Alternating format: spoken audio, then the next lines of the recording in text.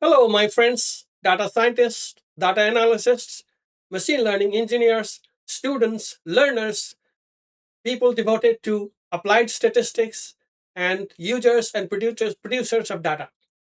Today's lesson, I am going to present you a complete suite of how to select a model, how to make inferences from the model, how to carry out diagnostics about the model adequacy, as well as observational, influential observations. So, with this in mind, let's begin here. Today, I'm going to take a different approach than my usual approach of coding along because coding along it just stalls the time, makes it longer without providing much inputs.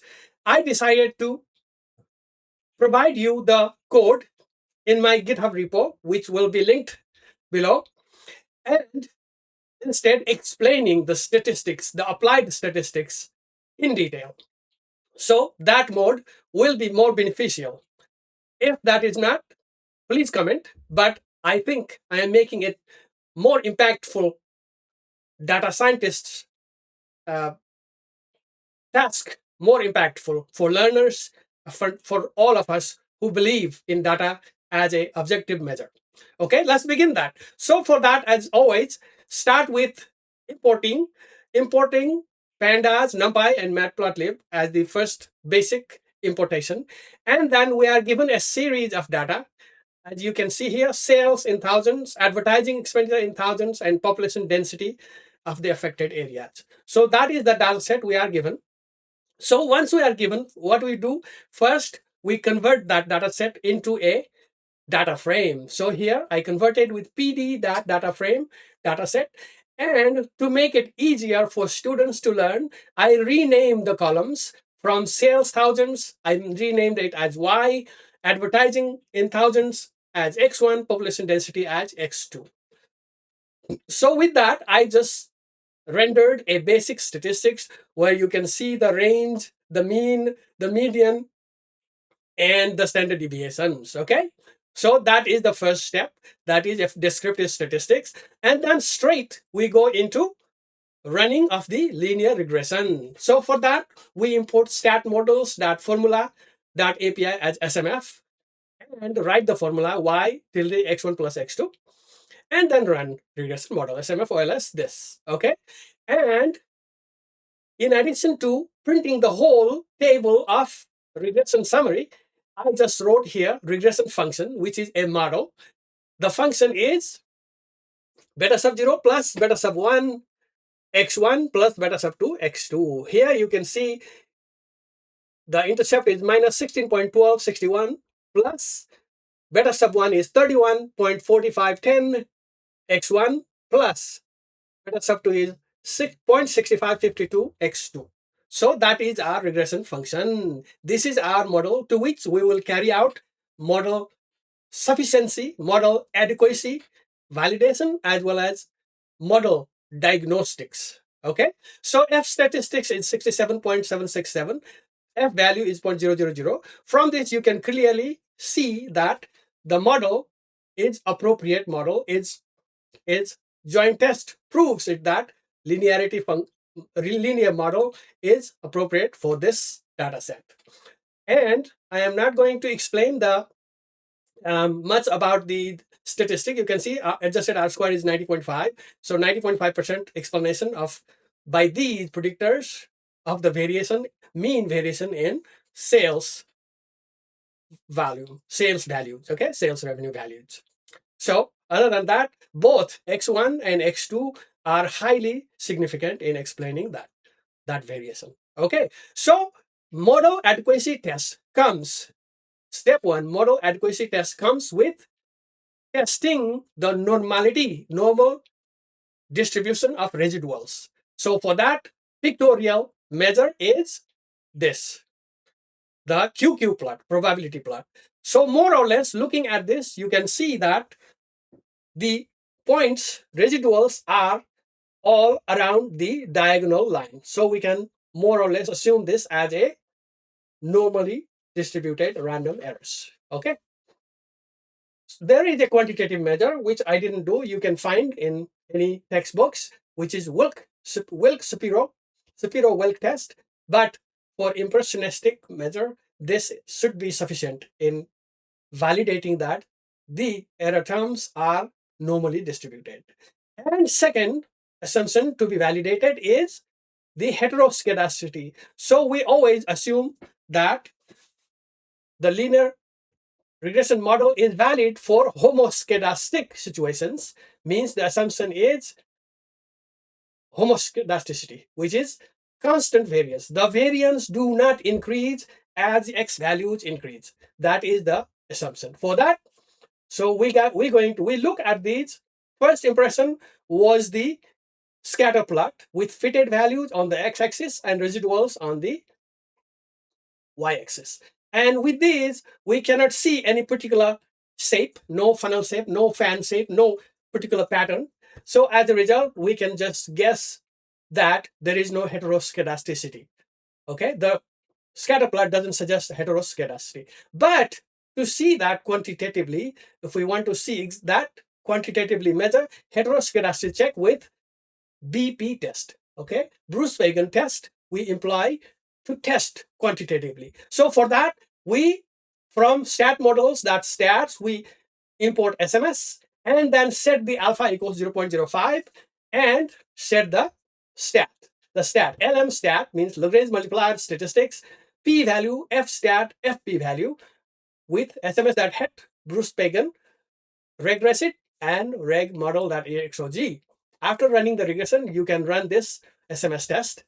And with the result, here are these stat, LM stat, p value, f stat, fp value. And then just look at the output. Let's let's display the output. Here, output is p value is 0.9307. See what was our alpha? Alpha to compare that with our alpha was 0.05. So p value is clearly above that. Similarly, fp value is 0.9434, clearly above that. So formally, we write that with the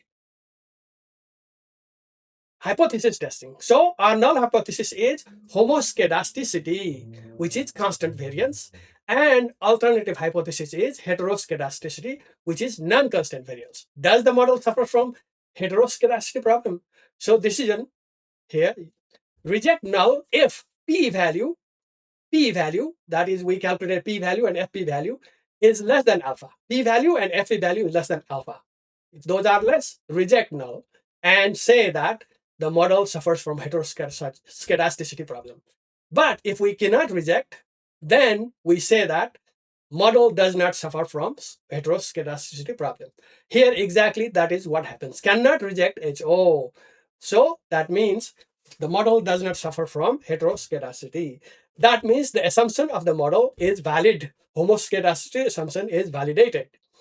Now, with model adequacy verification, with PP, Q plot, and residual normality, with model adequacy is verified with QQ plot for normal residual normality and BP test for heteroscedasticity.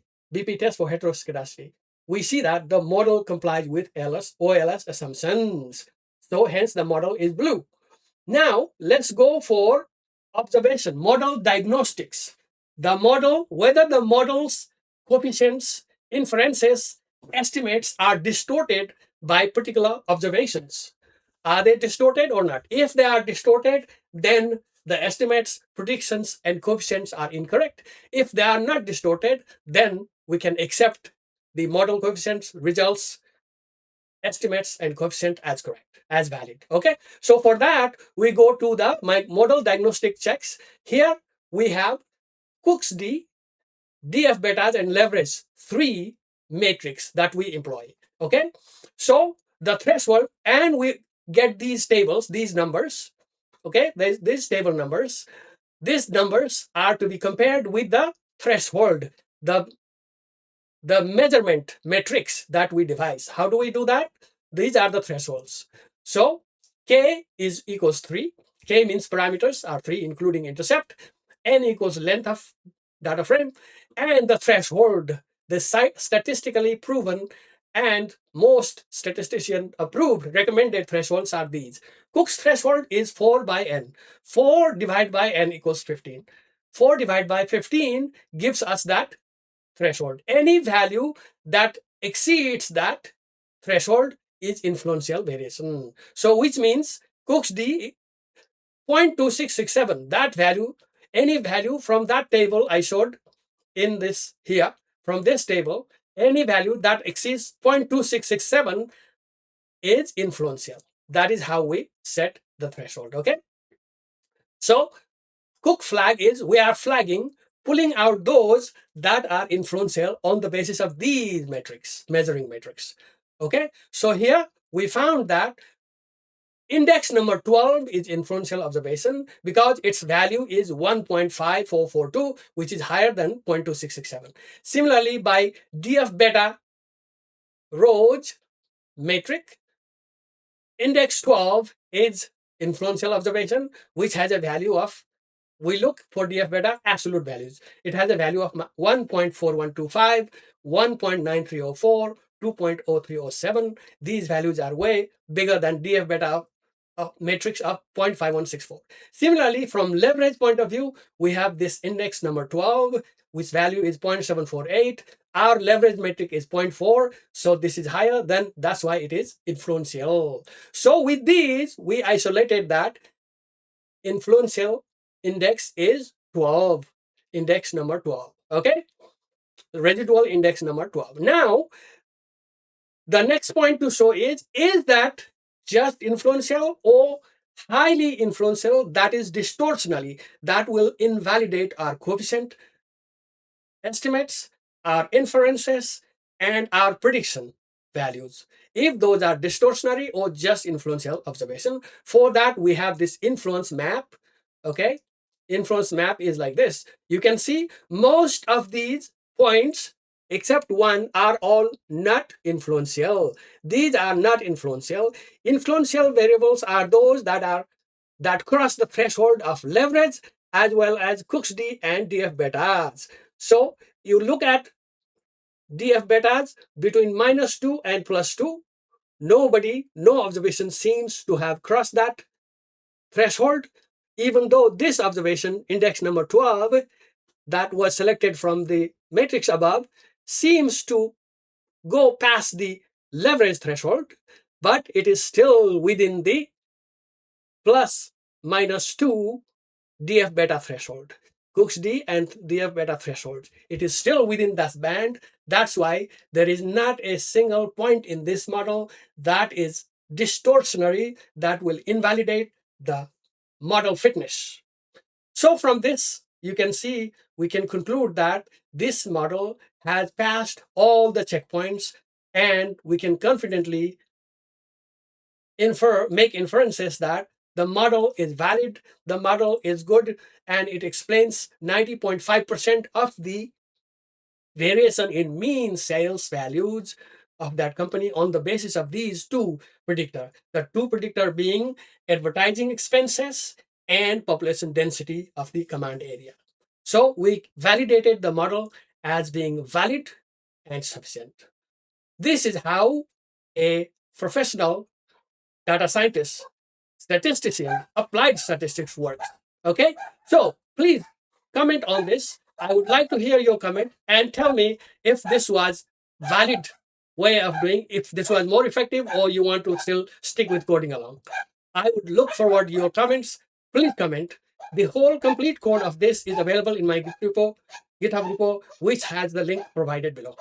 Thank you for watching. Please subscribe this channel. This channel is where you are going to be a real data scientist, applied statistician, not just a coder, real data scientist. This channel is differentiating itself from the other coding channels because this channel is run by a real-time applied statistician who have several decades of experience in data science analysis.